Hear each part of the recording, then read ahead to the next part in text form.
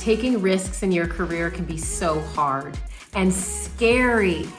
I know I've taken a bunch of risks in my career, from switching functions, going from marketing to product management, or also going from a big company where I know that they're gonna be around for a while to a startup where my compensation, a lot of it's in equity, and therefore, I don't know, is the startup gonna be successful? I also took a sabbatical once where I quit my job without having another job lined up. And the question is, am I gonna be able to get another job? Are people gonna judge me because I took time off? And so taking these risks can be scary. But I wanna share with you 6 mindful steps that you can take the next time that you are considering taking a big risk in your career. I'm Z Clark, and this is Our Time to Breathe.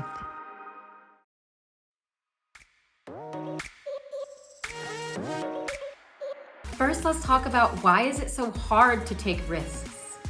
Well, especially as a person of color, I'll say that just how I was raised in a household where security was everything. You gotta make sure you got that job, right?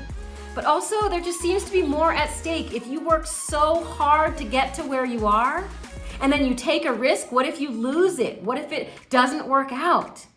And then if it doesn't work out, what about your financial situation, right? Like, can your parents help you out? Like, I know my parents can't help me out. I'm actually helping my family, right? So then who do you have to rely on if it doesn't work out? And then let's talk about financial responsibilities with one's family. You might have a partner, you might have children, you might have elderly parents. And so if you take this risk and it doesn't work out, then you can't be there for them. And that can be really, really challenging and also a scary thing. Lastly, if you get a new job or you switch industries or you do something that is different, what if it doesn't work out and then you can't go back to what you had? You can't get another job. So taking risks can be hard. But I want to share with you 6 mindful steps that you can take when you're considering taking that risk.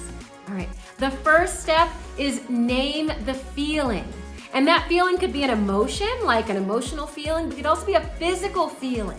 Like sometimes when I'm thinking about a risk, I'm just scared, right? So fear is what comes up for me. But also my stomach gets super, super tight. And it's just uncomfortable. And so by naming the feeling, it allows you to separate yourself from that feeling.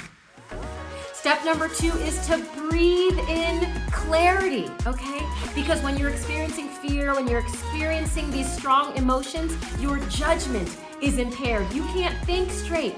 And so there are 2 breathing techniques that I suggest to clear your mind so your decision making can be top notch. The first is 4-7-8 breathing. This is great for anxiety. This is great if you can't fall asleep. You inhale for 4, you hold for 7, and you exhale for 8. And I recommend doing this for a couple minutes. And I have a guided YouTube video where you can practice this technique, 4-7-8 breathing. The second breathing technique I suggest for clarity is called the humming bee breath. This involves plugging your ears, covering up your eyes, inhaling, and then exhaling a hum. Right? So you're gonna do that. I also have a YouTube video where you can have a guided practice of the humming bee breath. But that's very helpful for focus and concentration. And so while your brain might be distracted by all the chatter of the what if this happens, what if that happens, well, the humming bee breath can calm you down. Number 3 is visualize the best. Our minds want to always go to the worst. We want to focus on the what if this terrible thing happens? But let's focus on the best, the why. Why do you want to take this risk? And so I invite you to take some time, play some peaceful music, close your eyes, and visualize what is the best case scenario. What are the possible positive outcomes from me taking this risk?